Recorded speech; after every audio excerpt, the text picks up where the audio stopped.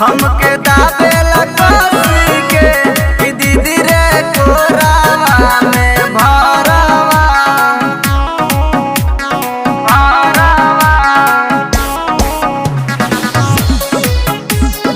Recording by मधुर studio घोसी।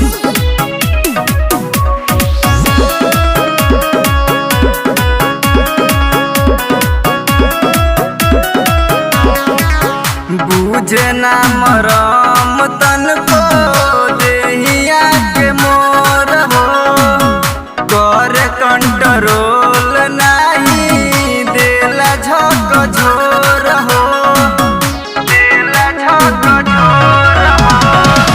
बुझे ना मरम तन को देहिया के मोर हो कर कंट्रोल नहीं देला झक झोर हो।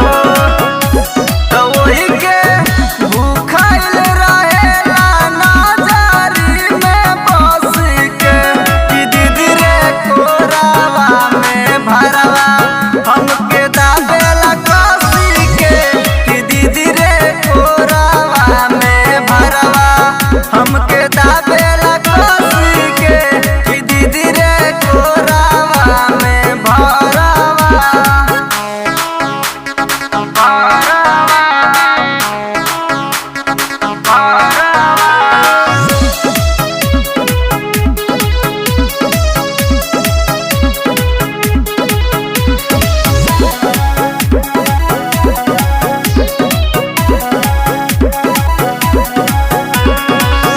हवे निर्दया अमित करे खूब प्यार हो हट नाही दूरे करे कम भर प्यार हो कम भर प्यार हो। हवे निर्दया अमित